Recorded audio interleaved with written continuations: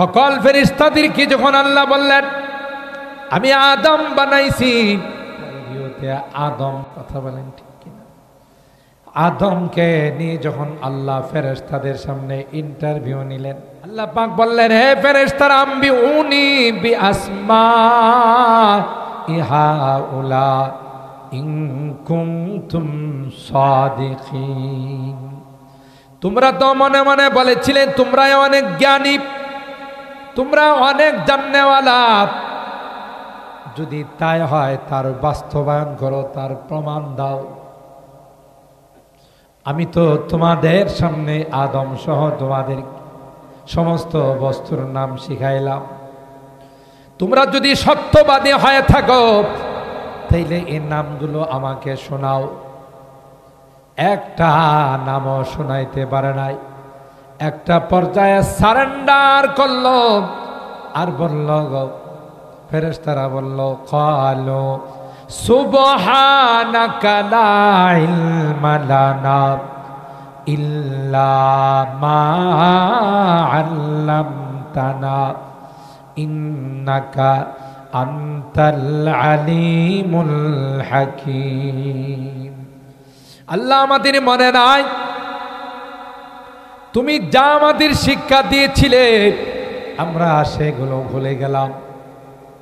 আল্লাহ পাক মাটির তৈরি আদমকে বললেন ইয়া আদম আম্বিউহুম বিআসমাইহিম।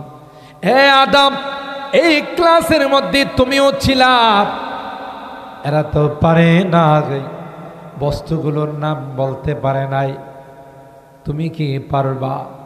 হযরত আদম বললেন আল্লাহ আপনার যদি অনুমতি হয় আমি সবগুলোর নাম, প্রকার, কোন বস্তুটা দিয়ে কি কাজ নেওয়া হয় সবগুলো আমি আপনাকে শোনাই দেব।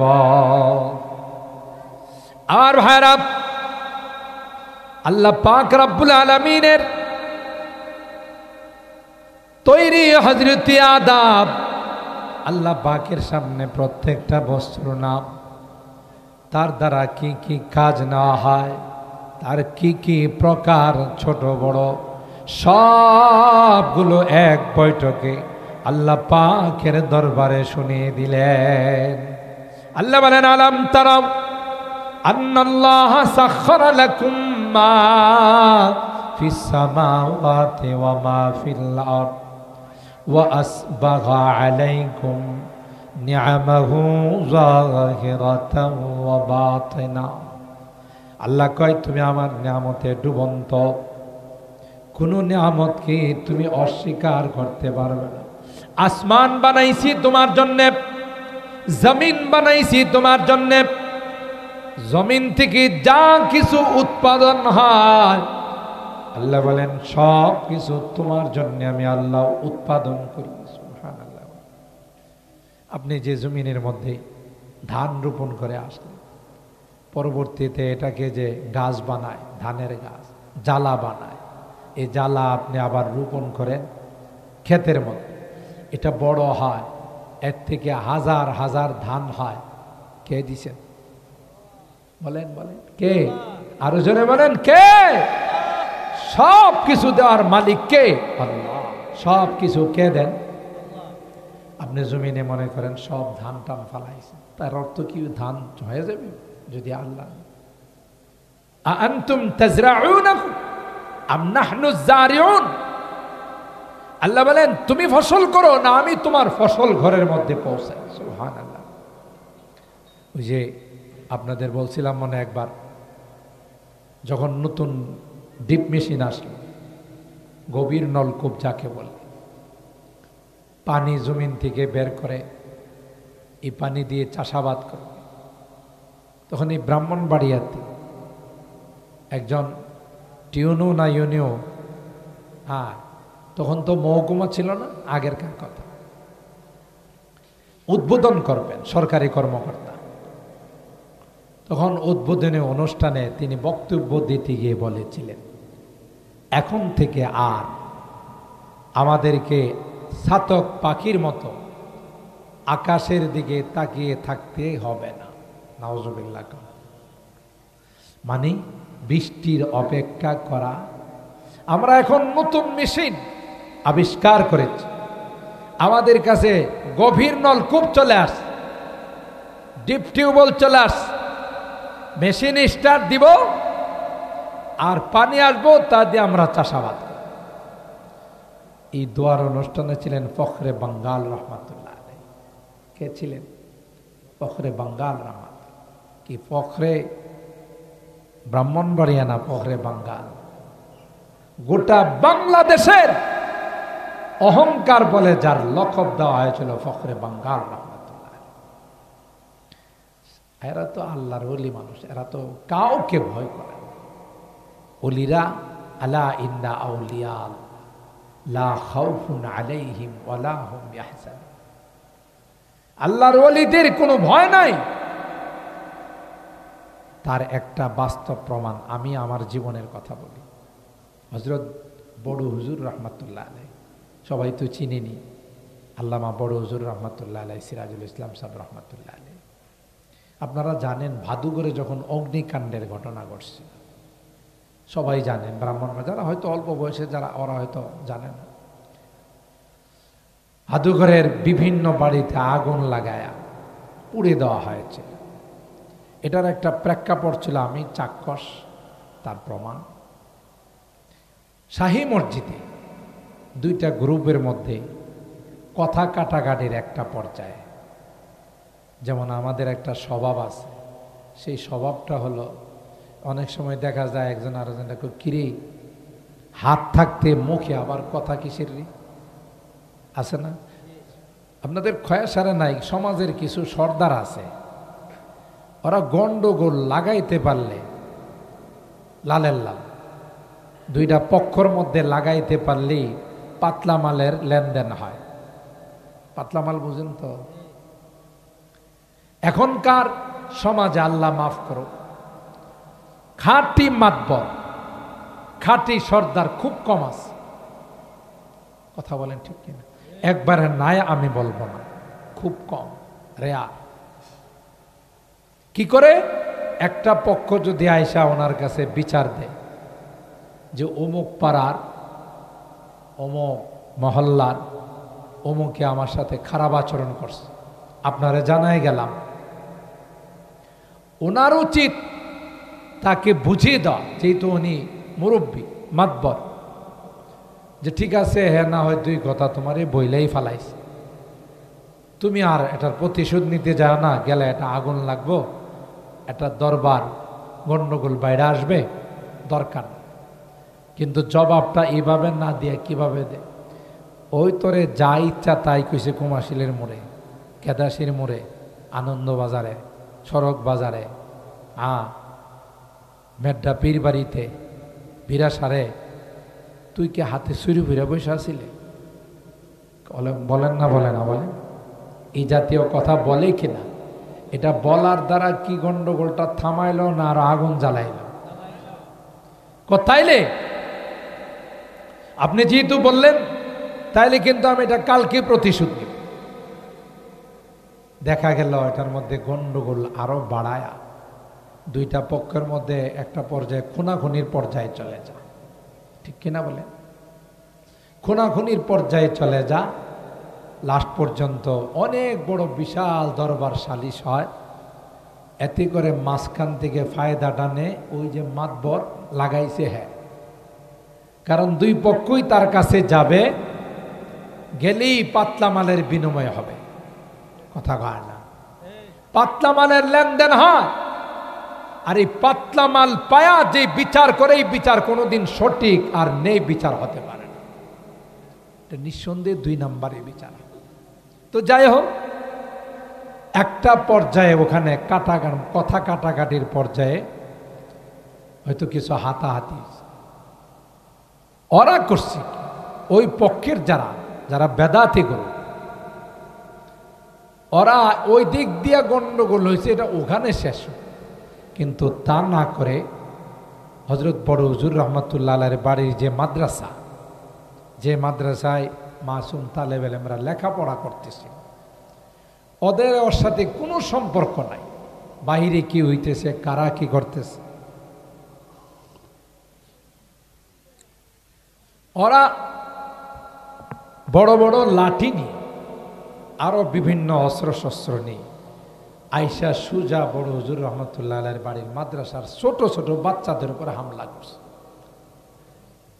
এদেরকে মারধর করছে, মসজিদের উপর হামলা করছে, মসজিদের ফ্যান ট্যান এগুলো সব ভেঙ্গে চুরমার করছে। যেমন আমরা টঙ্গীর ময়দানে কিছুদিন আগে, কয়েক বছর আগে দেখছি 18 সনে একটা গ্রুপ তারা করছে কি, ওই ময়দানে গিয়ে যারা ময়দানে ইবাদত বন্দেগী করতেছিল, সুষ্ঠুভাবে ওখানে কাজ করতেছিল, তাদের উপর আঘাত করে তাদেরকে অকথ্যভাবে নির্যাতন করলো, মারধর করলো। একটা পর্যায়ে ওখানকার মাটির যে মাদ্রাসা আছে হিফসখানা, ওখানে কচিকাচা বাচ্চারা লেখাপড়া করে, মাসুম বাচ্চা, ওদের উপরও তারা মারধর চালায়, ওদেরকে ভয় দেখায়, তুরাগ নদীর মধ্যে তাদেরকে ফেলে দিল, এই ছোট ছোট বাচ্চাগুলো। তো এই যে হিংসা হিংসা যারা করে এরা কখনো সফল হয়। যে যার বিরুদ্ধে হিংসা করে তার ক্ষতির চাইতে যে হিংসা করলো তার ক্ষতিটা বেশি হয়, এটাই বিধান। যেমন হিংসা করছে শয়তান আদমের, ঠিক না? হযরতে আদম আলাইহিস সালামের ব্যাপারে হিংসা। আদম আলাইহিস সালামের তো কোনো দোষ নাই। আদম আলাইহিস সালামকে জান্নাতে থাকতে কে বলছেন? আল্লাহ। হাওয়া আলাইহিস সালামকে জান্নাতে বসবাস করতে কে বলছেন? উসকুন আনতা ওয়া যাওজুকাল জান্নাহ ওয়া কুলা মিনহা রাগাদান হাইসু শি'তুমা ওয়া লা তাকরাবা হাযিহিশ শাজারা ফাতাকুনা মিনাজ জালিমিন। সকল ফেরেশতাদেরকে যখন আল্লাহ বললেন আমি আদম বানাইছি, ইন্টারভিউতে আদম, কথা বলেন ঠিক কিনা, আদমকে নিয়ে যখন আল্লাহ ফেরেশতাদের সামনে ইন্টারভিউ নিলেন, আল্লাহ পাক বললেন হে ফেরেশতারা আম্বিউনি বিআসমাই হাউলা ইন কুনতুম সাদিকিন। তোমরা তো মনে মনে বলেছিলে তোমরা অনেক জ্ঞানী, তোমরা অনেক জাননেওয়ালা, যদি তাই হয় তার বাস্তবায়ন করো, তার প্রমাণ দাও। আমি তো তোমাদের সামনে আদম সহ তোমাদের সমস্ত বস্তুর নাম শিখাইলাম, তোমরা যদি সত্যবাদী হয়ে থাকো তাইলে এই নামগুলো আমাকে শোনাও। একটা নামও শোনাইতে পারে নাই। একটা পর্যায়ে সারেন্ডার করলো আর বলল, ফেরেশতারা বলল ক্বালু সুবহানাকা লা ইলমা লানা ইল্লা মা আল্লামতানা ইন্নাকা আনতাল আলিমুল হাকীম। আল্লাহ আমাদের মনে নাই তুমি যা আমাদের শিক্ষা দিয়েছিলে আমরা সেগুলো ভুলে গেলাম। আল্লাহ পাক মাটির তৈরি আদমকে বললেন ইয়া আদম আম্বিউহুম বিআসমাইহিম। হে আদম, এই ক্লাসের মধ্যে তুমিও ছিলা, এরা তো পারে না, বস্তুগুলোর নাম বলতে পারে নাই, তুমি কি পারবা? হযরত আদম বললেন আল্লাহ আপনার যদি অনুমতি হয় আমি সবগুলোর নাম, প্রকার, কোন বস্তুটা দিয়ে কি কাজ নেওয়া হয় সবগুলো আমি আপনাকে শোনাই দেব। আর ভাইরা, আল্লাহ পাক রব্বুল আলামিনের তৈরি হযরত আদম, আল্লাহ পাকের সামনে প্রত্যেকটা বস্তুর নাম, তার দ্বারা কি কি কাজ নেওয়া হয়, তার কি কি প্রকার ছোট বড় সবগুলো এক বৈঠকে আল্লাহ পাকের দরবারে শুনিয়ে দিলেন। আদম খাকিজ হক আমুক্তিল আদমে খাকিজ হক আমুক্তিল তাব হাফতম আসমা ফুরুক্তিল তাব হাফতম আসমা ফুরুক্তিল। কবি ডাক দিয়া বলেন মাটির আদম ইলমে ওহির নূরের দ্বারা গোটা সাত আসমানকে আলোকিত করে ফেরেশতাদেরকে পিছনে ফেলে এক নাম্বার স্থান অধিকার করে নিল। এবার আল্লাহ ফেরেশতাদেরকে বললেন আদম যেহেতু এক নাম্বার হয়েছে তাই আদমকে পুরস্কার দেওয়া লাগবে। পুরস্কার কি দেওয়া যায়? আল্লাহ পাক অর্ডার দিলেন আর বললেন ওয়াইয কুলনা লিল মালাইকাতি ইসজুদু লি আদম ফাসাজাদু ইল্লা ইবলিস। ফেরেশতাদেরকে অর্ডার দিতে দেরি হয়, ফেরেশতারা আদমকে সিজদা করতে দেরি হয় নাই, ইল্লা ইবলিস কে সিজদা দেয় নাই? বলেন বলেন, ইবলিস সিজদা দেয় নাই।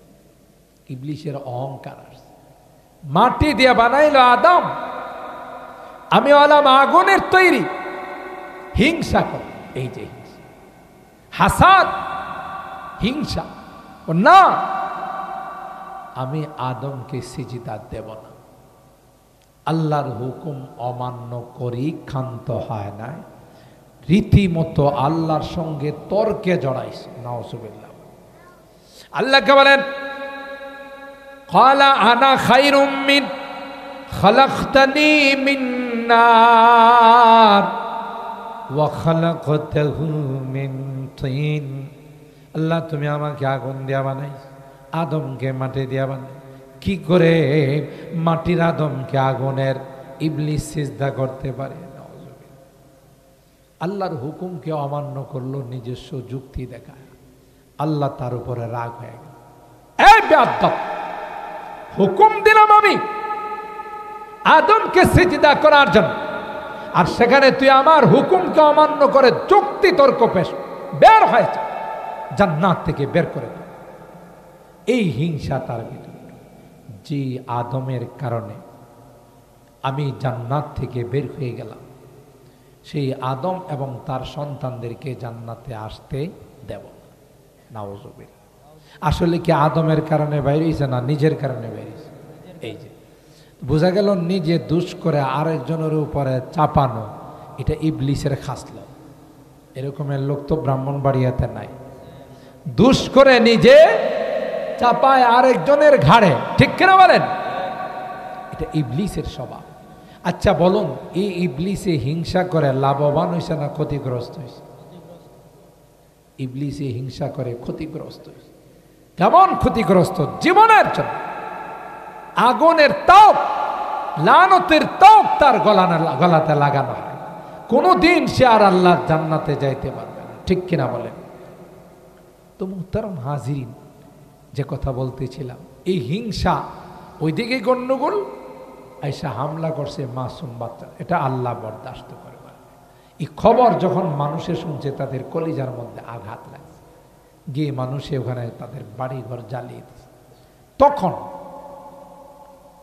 হযরত বড় হুজুর রহমাতুল্লাহ আলাই একা একা বাড়িতে থাকে।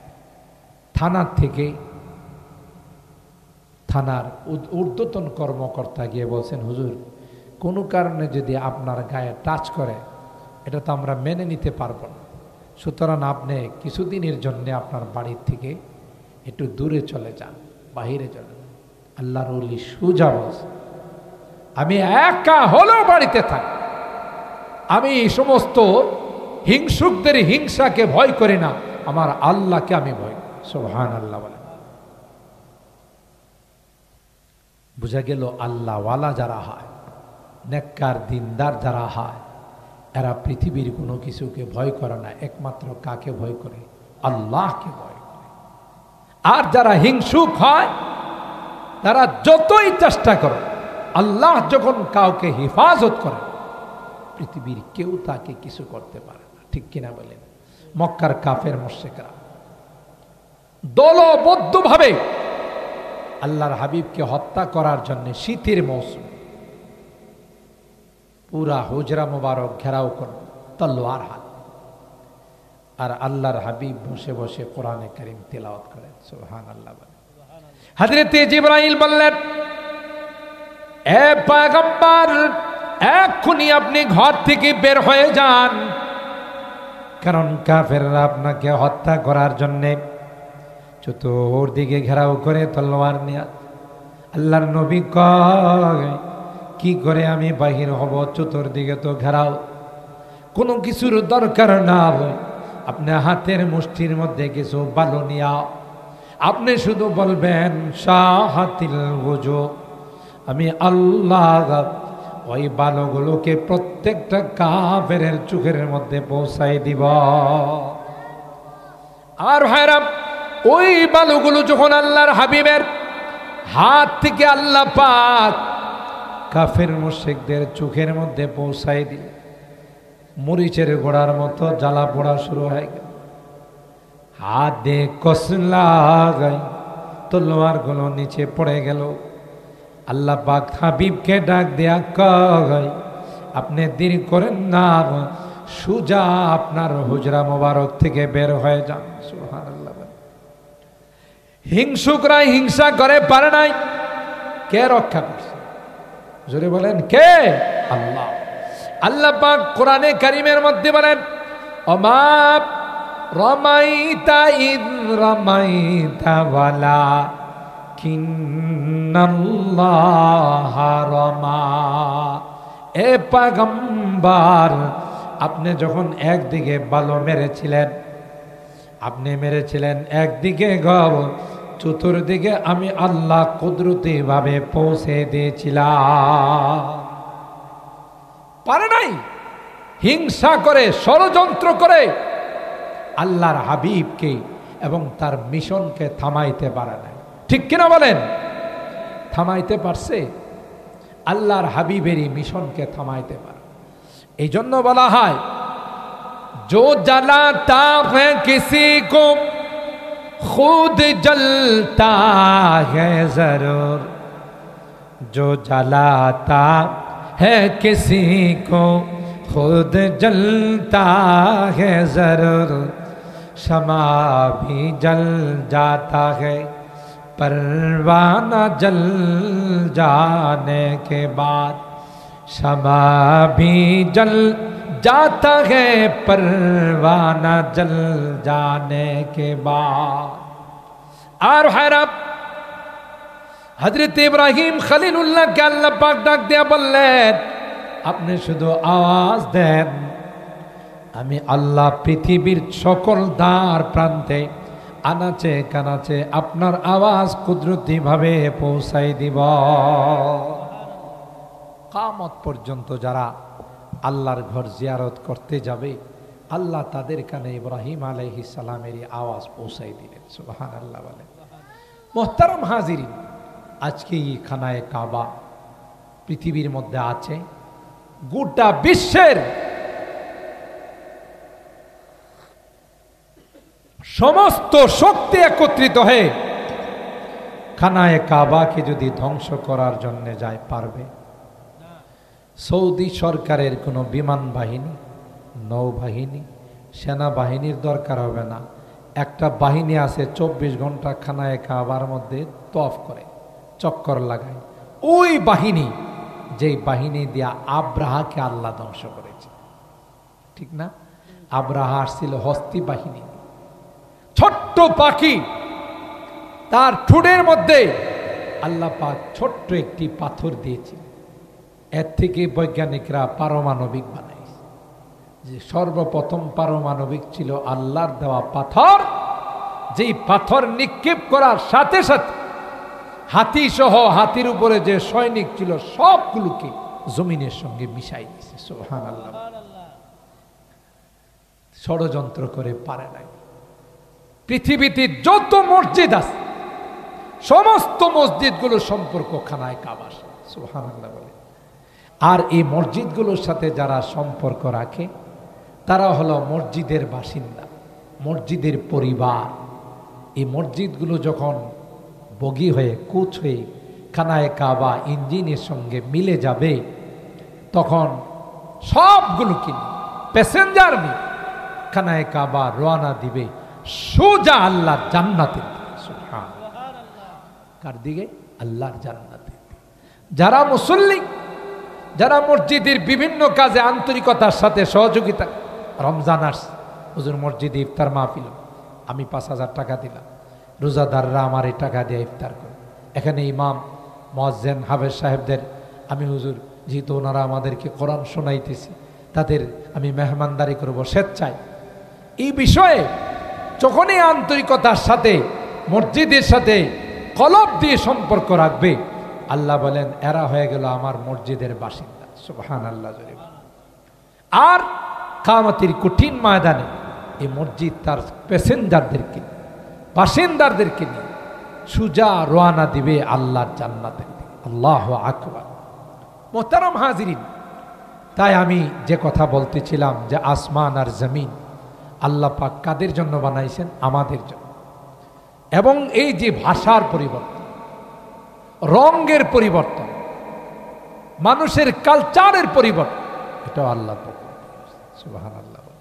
আমরা মাতৃভাষা আমাদের বাংলা, সৌদিদের মাতৃভাষা আরবি, ঠিক না? মিডল ইস্টে যারা আছে, পাকিস্তানিদের মাতৃভাষা উর্দু, ইন্ডিয়ানদের মাতৃভাষা হিন্দি, তাই না?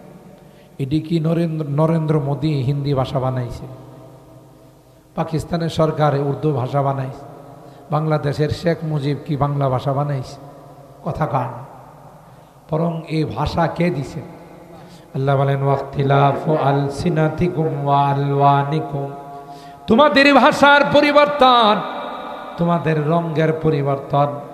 যেমনি ভাবে আমি আল্লাহ আসমান আর জমিন বানাইছি, পৃথিবীর মানুষের জন্য ভাষাগুলো আমি আল্লাহ বানাইছি।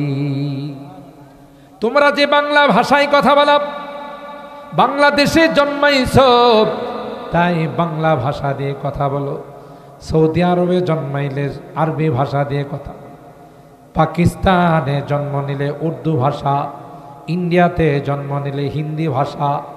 আল্লাহ কয় পৃথিবীর মধ্যে যত ভাষা, এই সবগুলো ভাষা আমি আল্লাহর সৃষ্টি। আরো মজার ব্যাপার, হযরতে আদমকে যখন আল্লাহ বানাইলেন, যে ঘটনা একটু আগে বললাম, বানায়া যখন আল্লাহ বললেন আদম প্রত্যেকটা জিনিসের নাম বলে দাও, হযরতে আদম কখনো জিনিসগুলোর নাম আরবিতে বলে, কখনো ইংলিশে বলে, কখনো ফার্সিতে বলে, কখনো উর্দুতে বলে, কখনো হিন্দিতে বলে। সুবহানাল্লাহ বলে। যে কয়টা ভাষা হযরতে আদম আল্লাহর দরবারে উপস্থাপন করেছিলেন, আল্লাহ ডাক দেয়া কয় আদম এই প্রত্যেকটা ভাষায় তোমার সন্তানদের ভাষা। তাহলে বোঝা গেল বাবা আমাদের বাংলা ভাষা তো আল্লাহর কাছে কথা কইছেন। সুবহানাল্লাহ। ইংরেজি ভাষায়, আরবি ভাষায়। তাইলে আন্তর্জাতিক মাতৃভাষা দিবস আসলে আমরা যে সিস্টেমে এটাকে পালন করি, আজকের আলোচনার দ্বারা যেহেতু আল্লাহ পাকের কুদরতি নিদর্শন, এই ভাষা আন্তর্জাতিক মাতৃভাষা দিবস আসলে প্রত্যেকটা মানুষের জন্য, বিশেষ করে আমরা যারা বাংলাদেশি, আমাদের জন্য উচিত 2 রাকাত নামাজ পড়ে আল্লাহর কাছে সলাতু শুকর, যে আল্লাহ আমাকে তুমি বাংলা ভাষায় কথা বলাইতেছো, আমাকে কথা বলার বাক শক্তি দান করছো। অনেকে তো ইচ্ছা করলেও কথা বলতে পারে, বোবারা পারে, এই জন্য সলাতু শুকর আদায় করে। কিন্তু আমরা যে সিস্টেমে যারা ভাষার জন্য আন্দোলন করছে, শাহাদত বরণ করছে, তাদের নামে গান বানাইছে। আচ্ছা বলুন, এরা জান দিয়ে এই ভাষাকে আন্তর্জাতিক ভাষার মান দিয়ে চলে গেছে, এদের নামে গান গাইলে কি কোনো লাভ? এরা এখন যে জগতে আছে, এই জগতে গানের কি কোনো হাদিয়া দেওয়া যায়? বরং এদের আত্মার মাগফিরাতের জন্যে 3 বার কুল হুয়াল্লাহ শরীফ পড়ে আল্লাহর কাছে দোয়া করলে তাদের আত্মা শান্তি পাবে। ঠিক কিনা বলেন? আমার উদ্দেশ্য এটাই ছিল যে আল্লাহ পাকের এই সকল কুদরতি নিদর্শনগুলো নিয়ে বিভিন্ন আয়াতে আল্লাহ আমাদেরকে চিন্তা করার জন্য, ফিকির করার জন্য, যে তোমাদেরকে একটা চিন্তা শক্তি দিয়েছে, চিন্তা চেতনা দিয়ে তোমরা এগুলো দিয়ে তোমরা আমাকে গবেষণা করো, আমার কুদরতি নিদর্শনগুলোকে গবেষণা করো। কি হবে ফলাফল? ফলাফল তখন তোমাদের অন্তরে আমার আসমত, আমার বড়ত্ব বসবে। তাই তোমরা আমার হুকুমের বাহিরে চলবে না। ঠিক কিনা বলেন? আল্লাহ তাআলা আমাদেরকে আল্লাহর কুদরতি নিদর্শন নিয়ে গবেষণা করার, আসমান আর জমিনের সৃষ্টি নিয়ে আমাদেরকে ফিকির করার এবং আল্লাহর বড়ত্ব অন্তরে ঢুকানোর এবং এর অনুধাবন করে আমাদেরকে আল্লাহর হুকুম আহকামগুলো গোটা জিন্দিগিতে মানার, আল্লাহর ঘর মসজিদের সাথে সম্পর্ক রাখার, নবীর ঘর মাদ্রাসার সাথে, মাদ্রাসার থেকে যারা বের হয় নায়েবে রাসূল ওয়ারাসাতুল আম্বিয়া ওলামায়ে কেরামদেরকে অন্তর দিয়া মহব্বত করার তৌফিক দান করুন। আমিন বলুন, আরো জোরে বলুন আমিন।